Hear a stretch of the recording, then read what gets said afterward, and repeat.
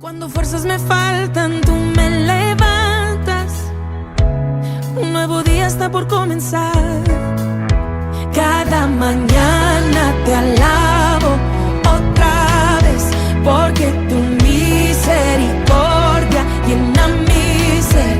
A donde sea que vayas te seguiré. Oh alma mía, recuerda que Él es fiel. Él es fiel. Hemos hablado la semana anterior del arrepentimiento de obras muertas, mencionamos la fe y luego mencionamos los bautismos, así es que ahora vamos con la imposición de manos. Y usted puede decir, bueno, eso yo ya me lo sé, eso es... Pero yo creo que es bueno que entendamos el misterio de la imposición de manos, porque para mí es un misterio, no sé para usted, pero cuando yo leo lo que significa la imposición de manos, no puedo dejar de pensar en todo el poder que fluye dentro de nosotros, que sale a través de nuestras manos. Entonces, mire, vamos a empezar por el Antiguo Testamento, vamos a comenzar diciendo que la imposición de manos pues es una acción de poner nuestras manos sobre la cabeza, normalmente la cabeza, puede ser otra parte del cuerpo, pero normalmente la cabeza, y puede ser para transmitir un don, un poder o una culpa. Ahora, en el Antiguo Testamento se usaba que los patriarcas bendecían a un hijo o a un nieto a través de la imposición de manos. Usted puede verlo después en Génesis 48, del 8 al 19. No vamos a entrar en ello, pero creo que esto de alguna manera se fue transmitiendo de generación en generación. Y yo no sé si a alguno de ustedes todavía le tocó vivir esa época en que uno no se iba a la escuela si el papá no le bendecía, no le ponía la mano en la cabeza. Y los niños iban y se agachaban, bendígame tata, bendígame papá. Y entonces le ponían la mano y vaya, bendiciones mijo, que le vaya bien. A lo mejor no eran ni creyentes, pero entendían un principio espiritual que era valioso, que la autoridad de la casa o que el padre bendijera a los hijos o bendijera a los nietos. Eso es sumamente importante. Quiero aprovechar para decirle algo. A veces religiosamente nosotros pensamos que solo el pastor o el profeta o el apóstol pueden bendecirnos a nosotros y a nuestros hijos. La principal fuente de bendición es la autoridad inmediata suya, que es el padre de familia o el jefe de la casa. Eso es más valioso que cualquier otra bendición. Por ejemplo, si un varón va a casarse con una chica, espero que así sea, ¿verdad? No aceptamos matrimonio de dos varones ni de dos mujeres, sino que van a casarse. La primera bendición que necesitan antes de que los bendiga el pastor es que sus padres los bendigan. Si los padres los bendicen, el pastor solo va a agregar bendición al asunto. Bueno, también la imposición de manos era usado en el acto de la expiación por el pecado, ya lo vamos a ver. Se usaba en la ofrenda para el sacrificio. Se usaba en el castigo para aquel que era blasfemo, se usaba en la consagración de los levitas y en la transmisión de dignidad y poder. Quiero mencionar un poquito cuando hablo de la consagración de los levitas. Yo he escuchado a muchos hoy día, no aquí tal vez, pero que dicen, por ejemplo, ay, yo estoy feliz porque mi hijo es un levita. Y yo le pregunto, ¿y eso qué es? Bueno, que está en el altar. ¿Y cuál altar? O sea, me tendría que pelear con ellos por un montón de conceptos, ¿verdad? Porque para empezar el altar está aquí, ese solo es el escenario. Este es un templo, pero también es un auditorio, el templo somos nosotros. O sea, pero tendríamos que entrar en mucha discusión. Pero cuando dices un levita, explíqueme qué es un levita. Bueno, porque toca la batería o toca el teclado o porque canta o porque toca. O sea, el concepto de levitas es del antiguo pacto. Si usted dice que su hijo es un levita, usted le está quitando la bendición de que sea un sacerdote conforme al orden de Melquisedec para regresarlo a que sea un levita, que es un sacerdote del antiguo pacto. Entonces como que no, ¿verdad? Así que cuando yo estoy hablando de que la imposición de manos se usaba para la consagración de los levitas, estamos hablando del tiempo de Aarón, del tiempo del antiguo pacto. Entonces, mire, la bendición por la imposición de manos normalmente, aunque hubo una excepción, era que el mayor imponía manos sobre el menor. Normalmente era así. Y nosotros vemos que un cumplimiento fiel fue con Efraín, con la tribu de Efraín, que llegó a ser padre de mucha gente. Los efraínitas llegaron a ser 40,500 personas en el desierto por la bendición de que iban a multiplicarse. Y Efraín fue precursor de Josué. Ahora bien, imposición de manos para transmisión de pecado por expiación. Y creo que aquí nos van a proyectar. Mire qué bonita me sacaron, bien flaquita. ¿Será que los diseñadores alargaron la figura? Gracias por el favor que me hicieron. Le vamos a dar un premio a ese diseñador que alarga las figuras. Siempre y cuando no las alargue a lo horizontal está bien. Bueno, Levíticos. Nosotros vemos en 16:21, dice, y pondrá Aarón sus 2 manos sobre la cabeza del macho cabrío vivo y confesará sobre él todas las iniquidades de los hijos de Israel, todas sus rebeliones y todos sus pecados, poniéndolos así sobre la cabeza del macho cabrío, y lo enviará al desierto por mano de un hombre destinado para esto. Si no me equivoco, a ese hombre se le llamaba Asael. Pero bueno, ¿en qué consistía? El pueblo de Israel hacía expiación cada año, es decir, que el perdón de esas rebeliones, de esas iniquidades, de esos pecados, le duraba 1 año. Y el próximo año tenía que volver a hacer la expiación. Pero los habitantes de Israel no podían hacer la expiación por sí mismos, sino que necesitaba haber un sacerdote que era el que hacía la expiación. Ahora, es como que el sacerdote tomaba las iniquidades, las rebeliones y los pecados del pueblo y luego los ponía sobre un cabrito, sobre un macho cabrío. Como quien dice, aquí van, ese pobre cabrito que algunos quizá han escuchado, el término chivo expiatorio. Bueno, eso era un chivo expiatorio, como quien dice, el que pagó la culpa de todos los pecados, rebeliones e iniquidades del pueblo. Y entonces el sacerdote imponía las manos en la cabeza, creo que por ahí tenemos un dibujito, en la cabeza del macho cabrío, y entonces después lo dejaban. Ese es un dibujo, obviamente, no es una foto, pero para que se haga una idea de cómo era. Después lo lanzaban al desierto, como quien dice, ahí vas con todos esos pecados e iniquidades, llévatelos al desierto para que no estén operando sobre esta gente más.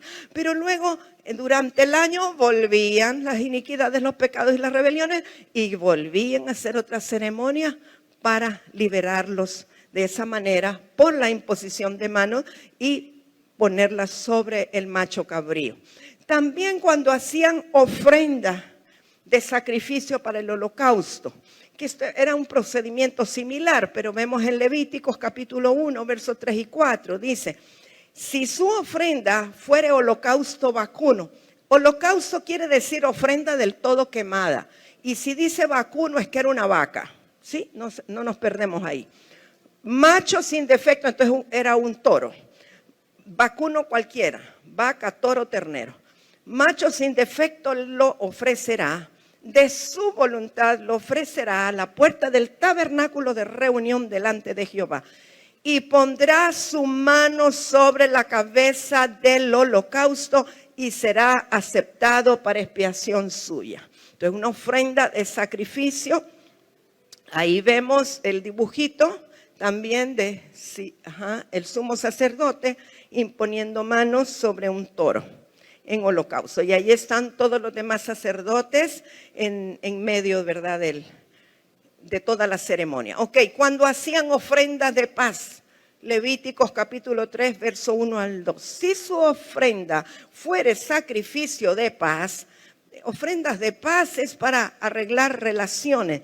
Si hubiere de ofrecerlo de ganado vacuno, sea macho o hembra, sin defecto lo ofrecerá delante de Jehová.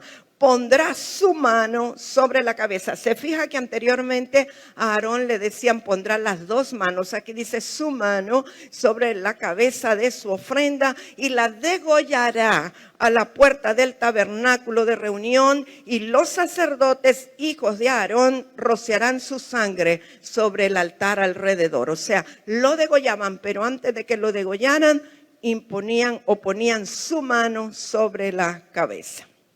Hay otro dibujito por allí, es nada más una ilustración. Ahora, vemos que también cuando alguien blasfemaba, es como que había una transferencia de maldiciones.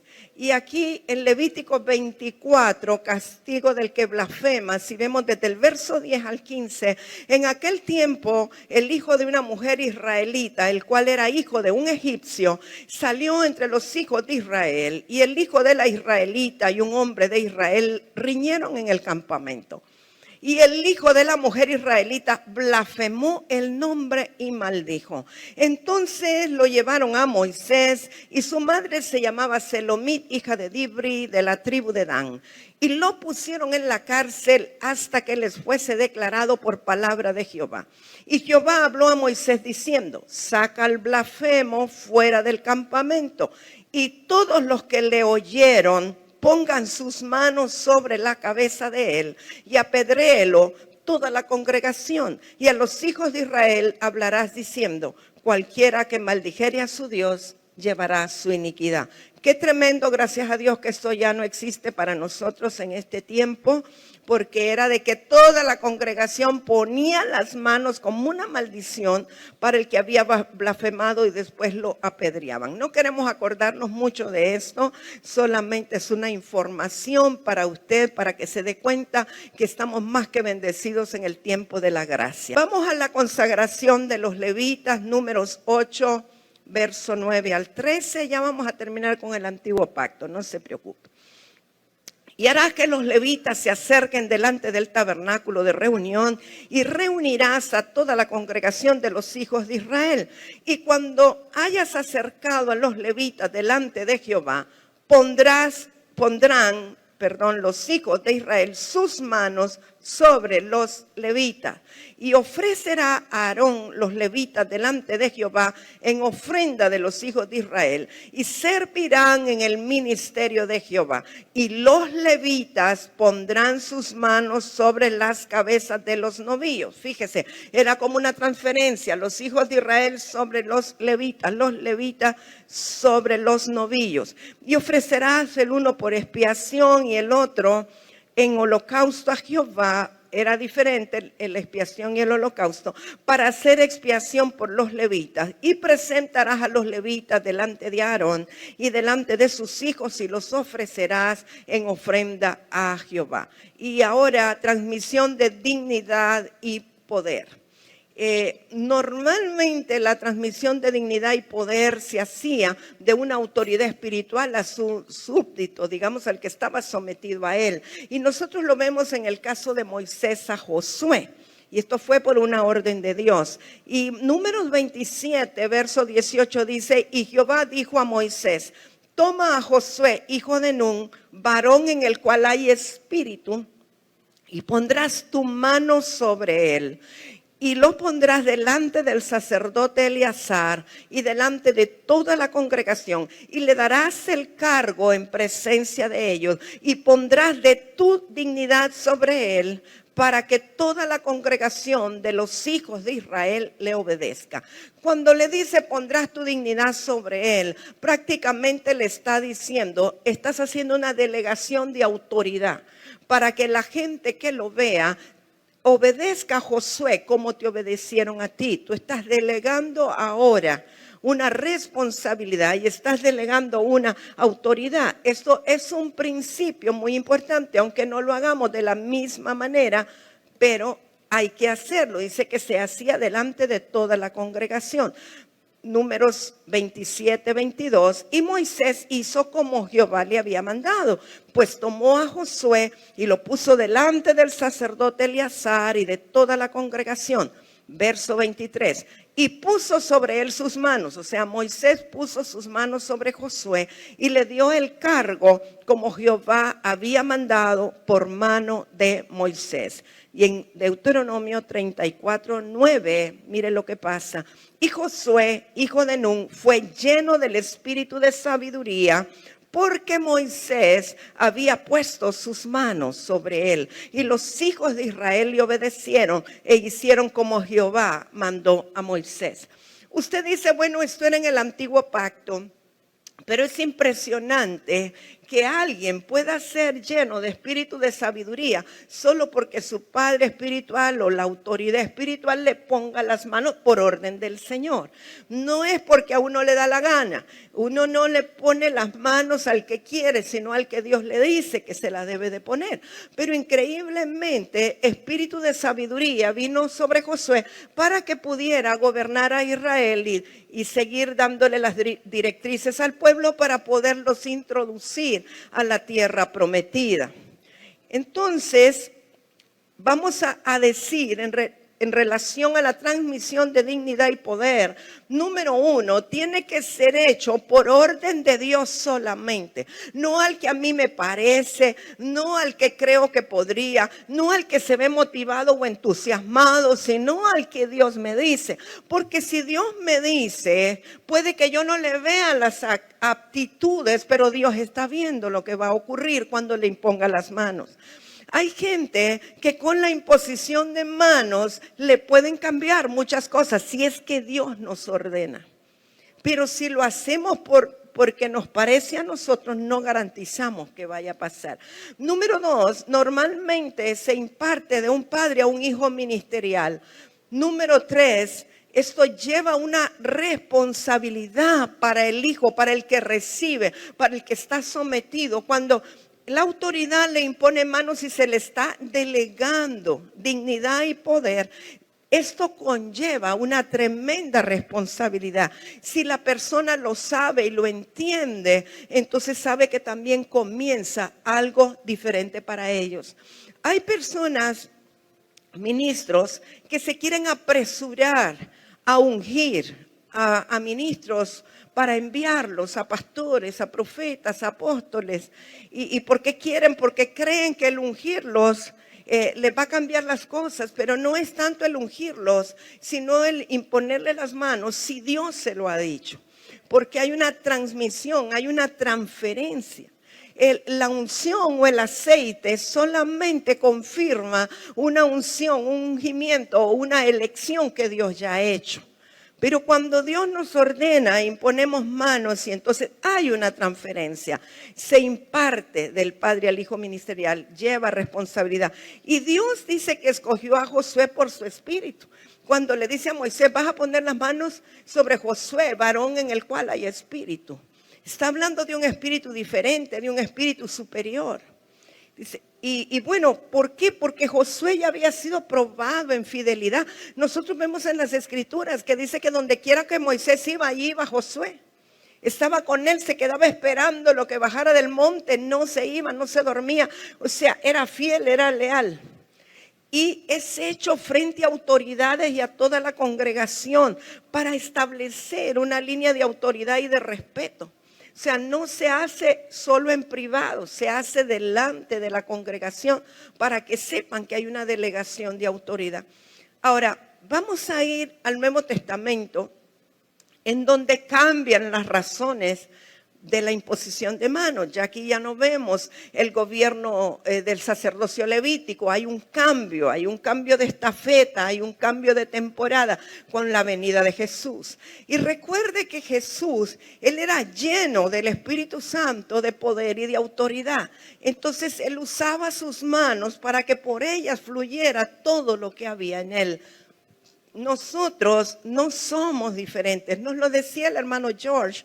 No solo es la hermana Emma o mamá Emma, como él dijo, sino que todos nosotros, si todos nosotros tenemos al Espíritu Santo, hay poder contenido en nuestro interior. Pero la manera de dejarlo fluir, obviamente a través de los ojos, a través de la sonrisa, a través de la palabra. Pero hay algo que es infalible porque lo dice la Escritura y es a través de nuestras manos. A mí me impresiona lo que dice el profeta Habacuc y siempre eso de verdad que me recalca en mi interior. Dice, rayos brillantes salían de sus manos y allí estaba escondido su poder. O sea, nuestras manos son transmisoras de poder y de bendición. Y antes de comenzar con lo de imposición de manos del Nuevo Testamento, ¿cuántos aquí tienen hijos pequeños? Muchos, ok. Quiero decirle y que le quede bien grabado no solo en el video, sino en su corazón. Las manos no son para pegarle a nuestros hijos.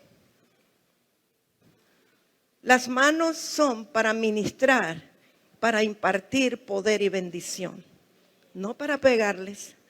Y puede que usted tenga hijos ya grandes, ya sean adolescentes, casados, y usted ahora está recordando que a cada rato lo sonaba.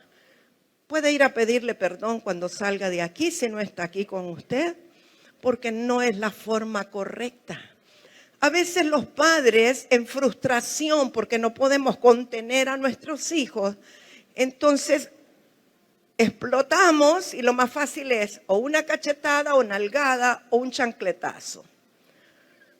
No dice todavía nada la Biblia acerca de los que dan chancletazos, pero podemos agregarlo en el libro de los Hechos.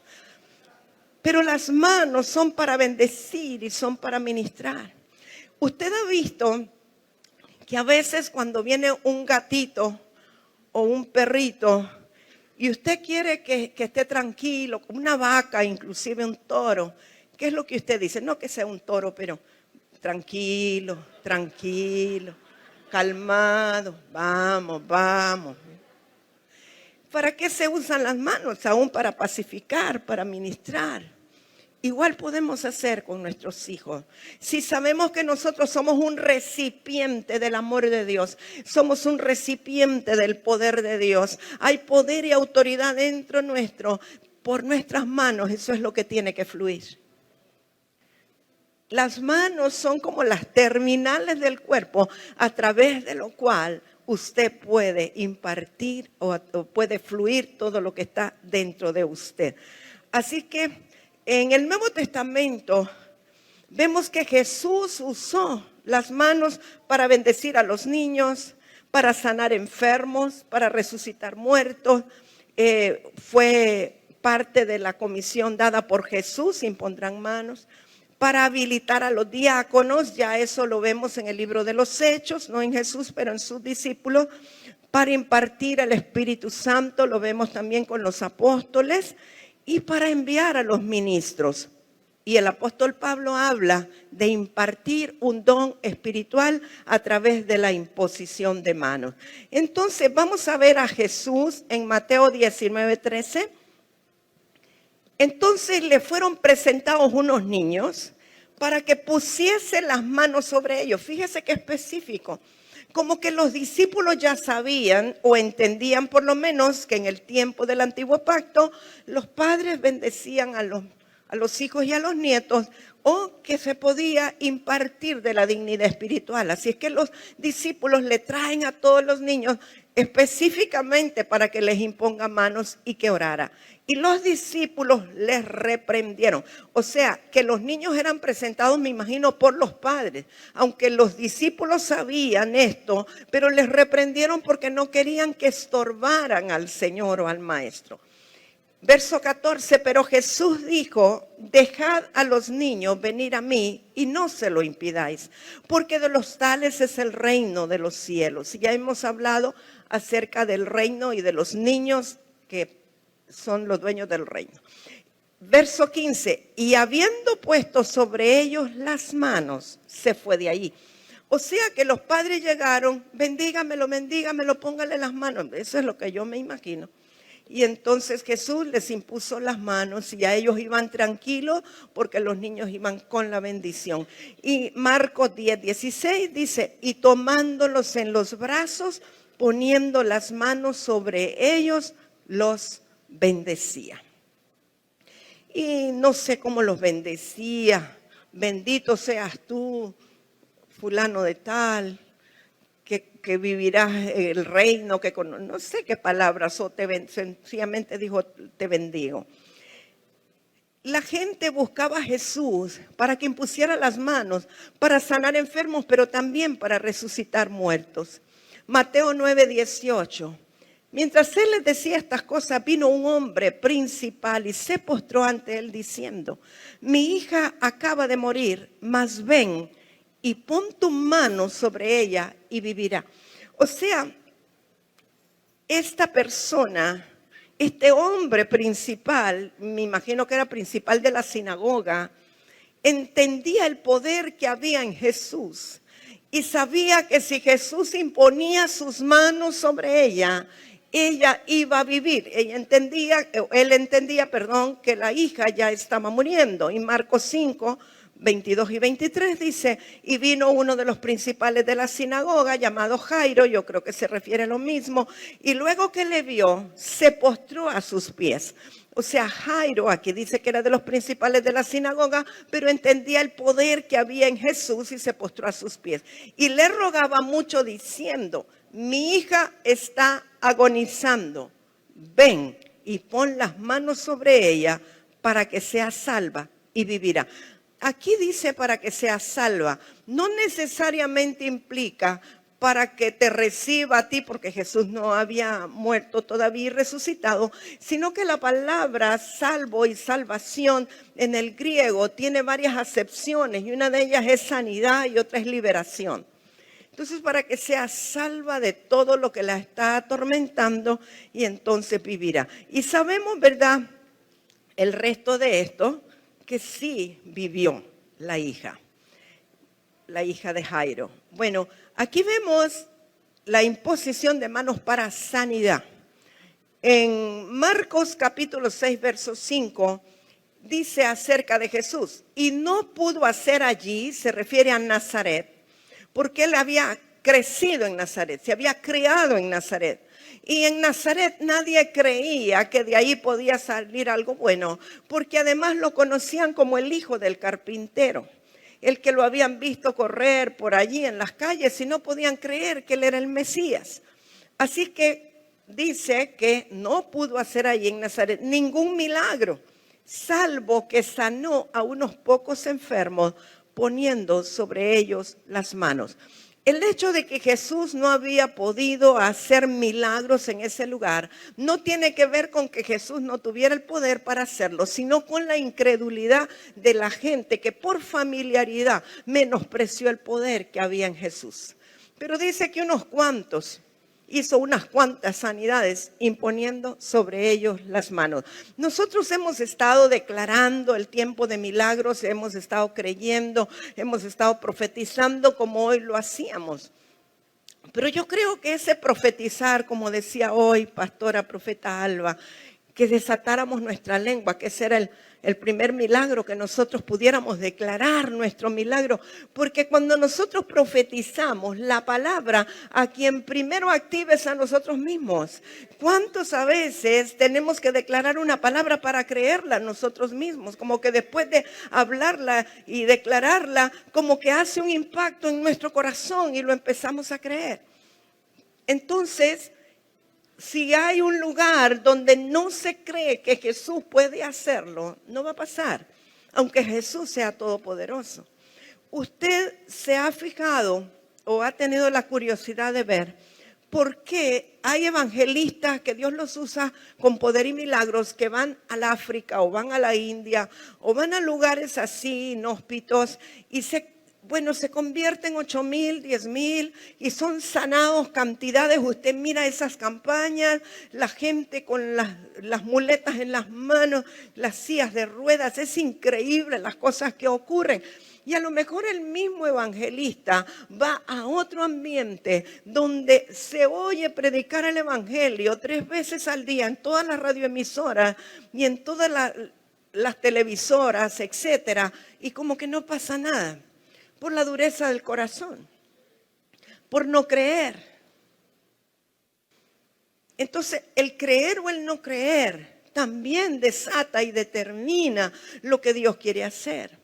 Hemos estado declarando y clamando por un avivamiento, pero a veces como que nos vamos más en pos de lo que nuestros ojos miran y nuestro intelecto con lógica humana deduce por las cosas que vemos y oímos y las noticias, que creer que el Dios Todopoderoso está queriendo irrumpir en medio nuestro con milagros, sanidades y prodigios, y que nosotros podemos ser los instrumentos de Dios para que eso ocurra.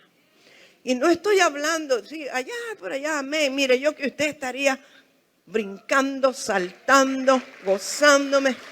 No estoy hablando de mí, estoy hablando de todos nosotros, cada uno de nosotros. El poder está fluyendo dentro nuestro.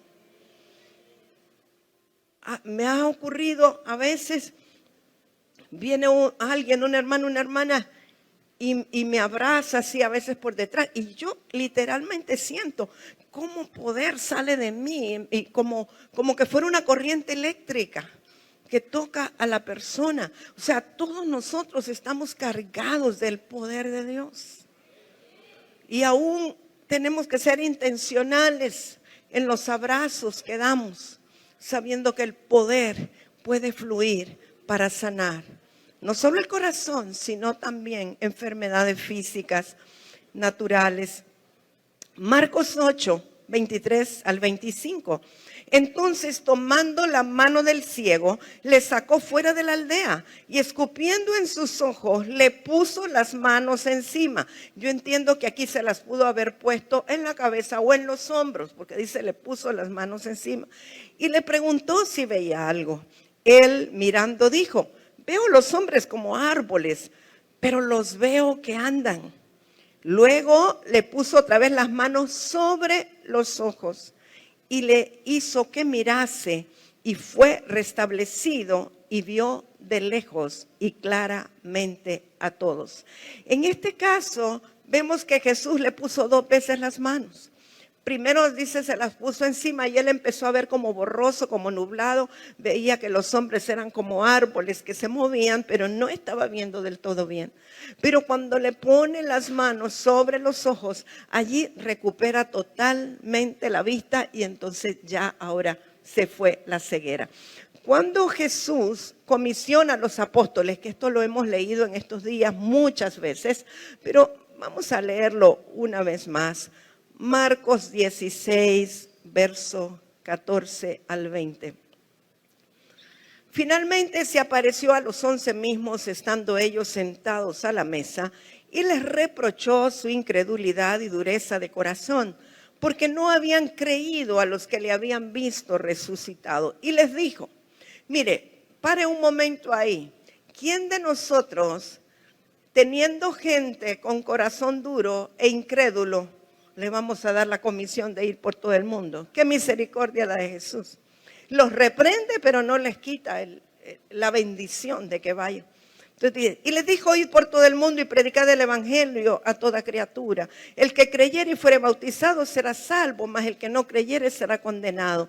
Y estas señales seguirán a los que creen. En mi nombre echarán fuera demonios, hablarán nuevas lenguas, tomarán en las manos serpientes, y si vivieren cosa mortífera, no les hará daño. Ahora fíjese, sobre los enfermos pondrán sus manos y sanarán. Y el Señor, después que les habló, fue recibido arriba en el cielo y se sentó a la diestra de Dios. Y ellos saliendo, predicaron en todas partes, ayudándoles el Señor y confirmando la palabra con las señales que la seguían. Si nosotros predicamos la palabra del Señor, pues podemos tener la seguridad que estas señales nos van a seguir. Porque la palabra es sí y es amén, y lo que Dios prometió, Él lo va a cumplir. Pero nosotros necesitamos creer lo que dice allí en la palabra. Así es que ellos salieron, comenzaron a predicar y el Señor los respaldaba. Ahora, dice, predicaron en todas partes, ayudándoles el Señor y confirmando la palabra. ¿Qué era lo que Dios les confirmaba? Dígame, ¿qué dice ahí? La palabra que ellos predicaban. No era que el Señor los estaba confirmando a ellos, estaba confirmando la palabra. Les estaba ayudando a ellos, pero estaba confirmando la palabra. O sea, si nosotros predicamos la palabra, podemos tener la certeza de que el Señor la va a confirmar con las señales que deben de seguir a la palabra. Ahora, si nosotros nos predicamos a nosotros mismos, si hablamos yo, porque yo aquí, porque yo allá, porque hice, porque vine, porque traje, Dios no tiene ninguna responsabilidad de confirmar lo que estamos diciendo.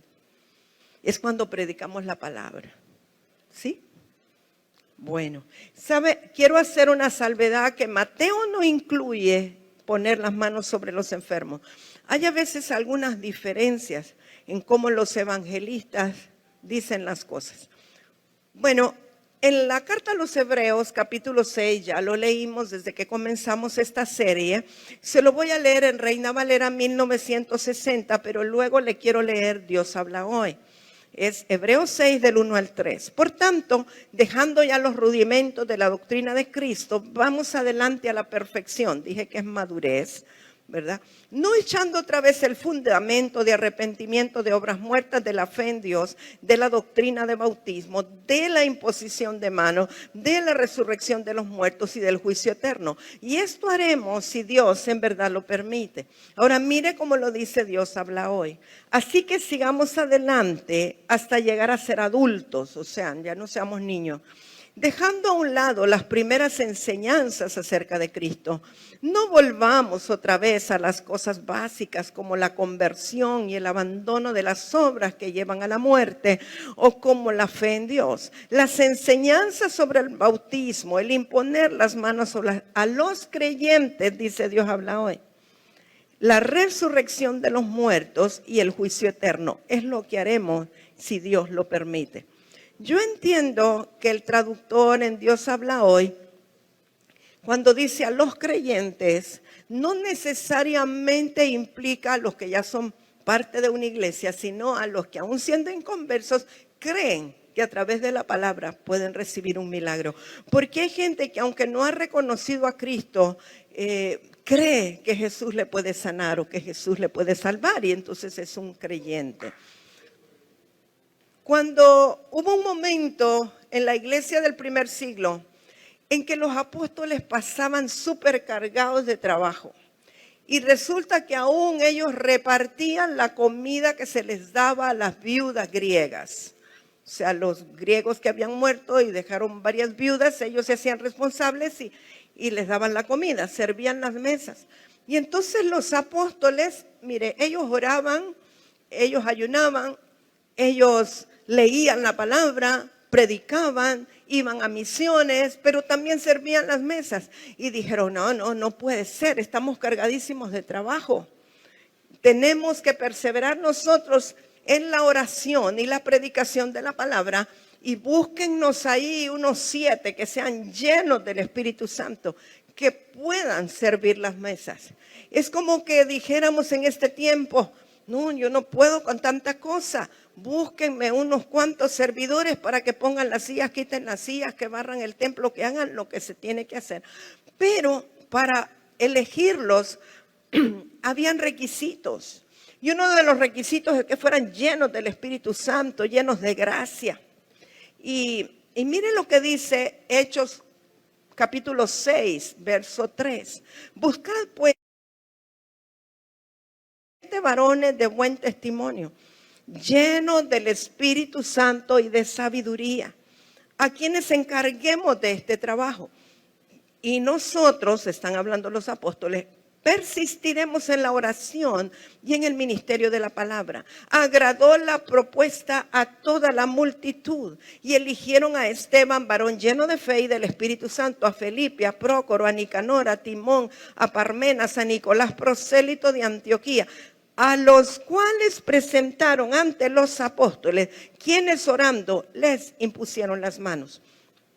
Vemos entonces que los apóstoles, aún para comisionar a las personas a un trabajo, a un servicio que aparentemente era natural, ellos les imponían las manos para delegar autoridad y transferir o transmitir de la gracia que ellos tenían para que estas personas lo hicieran de la misma manera que los apóstoles lo estaban haciendo. O sea, no solamente era de usted fulano, usted mengano, mire, mañana va a... No. Los recibían, oraban por ellos, les imponían las manos, porque era considerado algo muy importante y muy delicado también. Y ahora vemos también en la iglesia del primer siglo, cómo por la imposición de manos de los apóstoles se daba el bautismo del Espíritu Santo.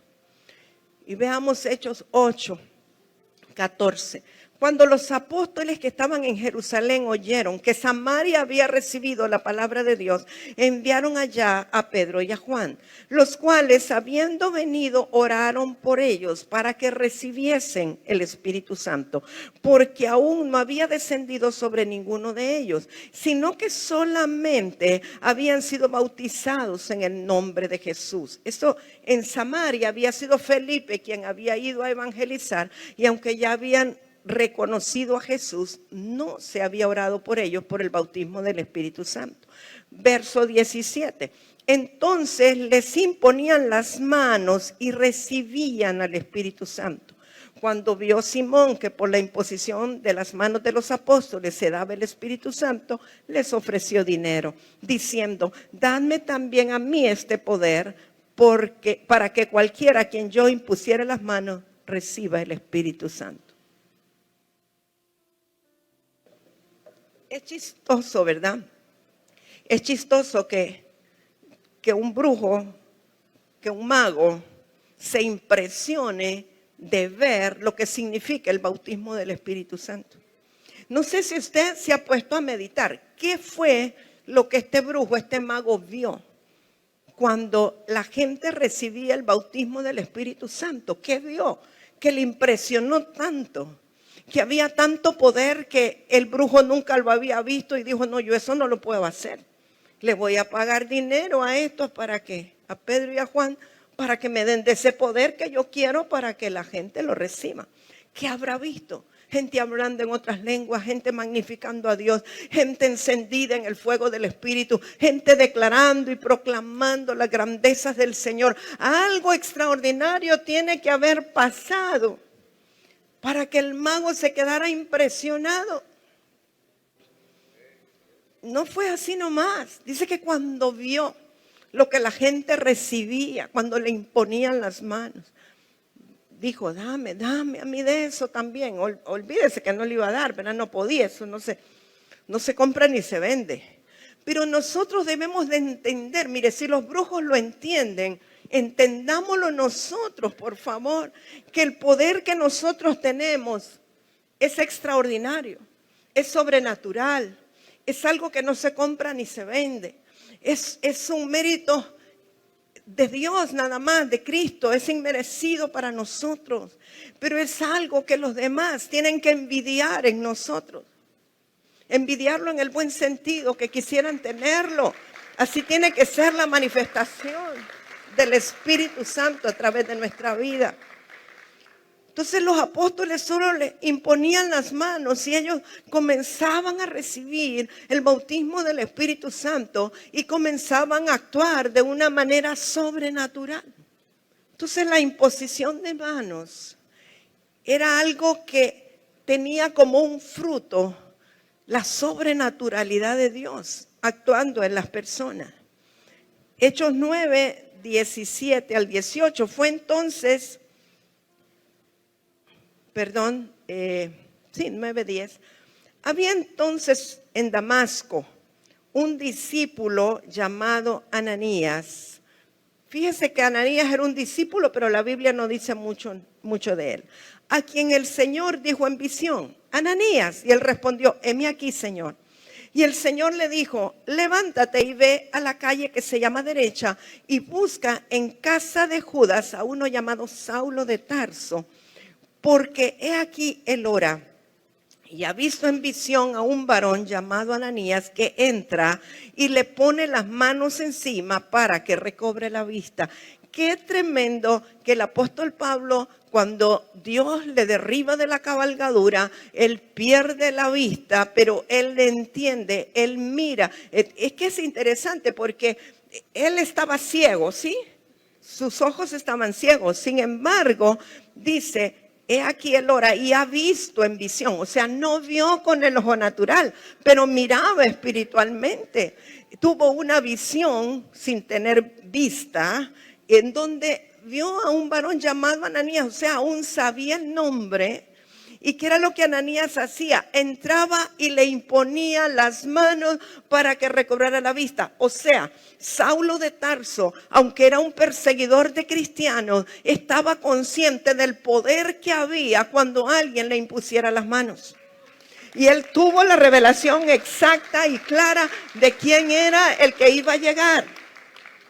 Ahora, no dijo va a llegar un Benijín o va a llegar un Moricerulo, un discípulo llamado Ananías de quien no se decía nada, pero que era alguien que oraba y que también recibía revelación de Dios, porque así como Saulo recibió la visión, también Ananías recibió la voz de Dios para poder ir y llegar. Usted ya sabe todo lo que sigue, que Ananías le dijo, no, yo no voy a ir, ese me va a perseguir, ese me va a matar. No, pero el Señor le dice, tienes que ir porque ese es un instrumento escogido para mí.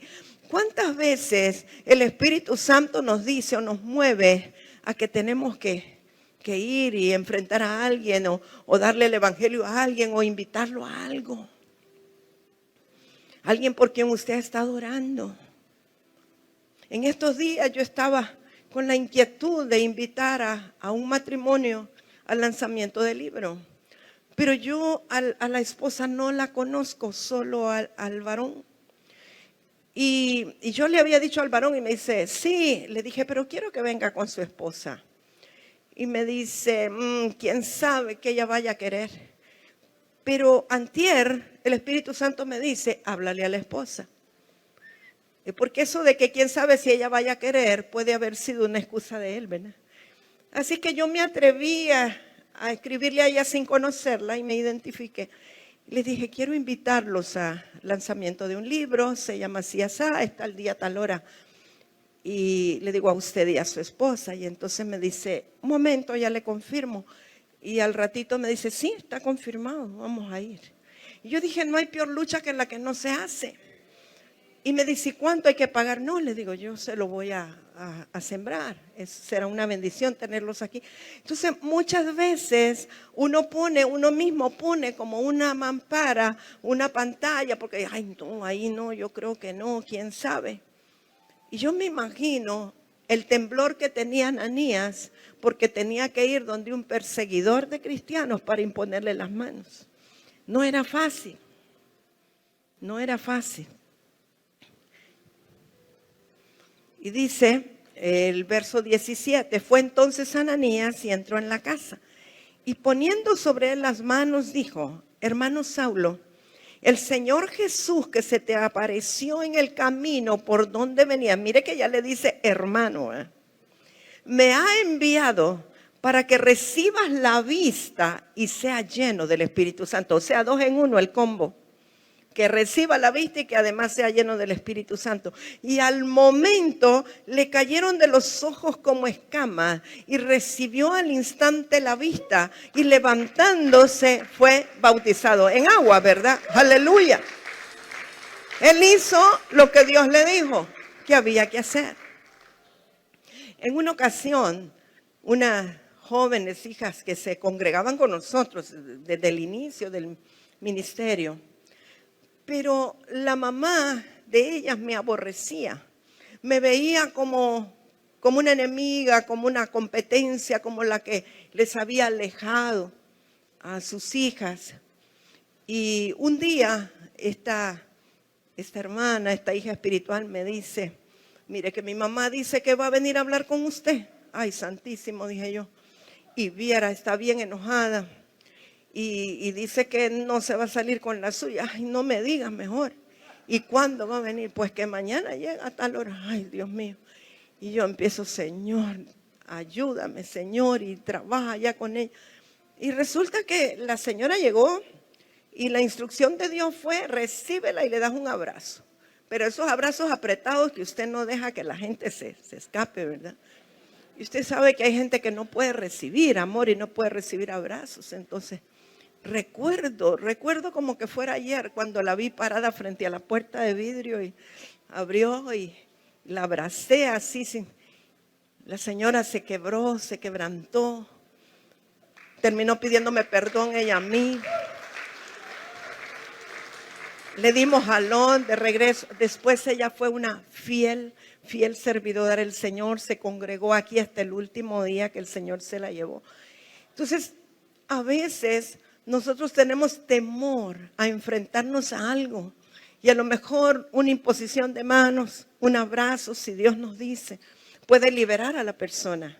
Las personas solo están cautivas, están atadas. Pero el poder de Dios que fluye dentro de nosotros puede liberarles. Créalo que así es. Cuando fuerzas me faltan, tú me levantas. Un nuevo día está por comenzar.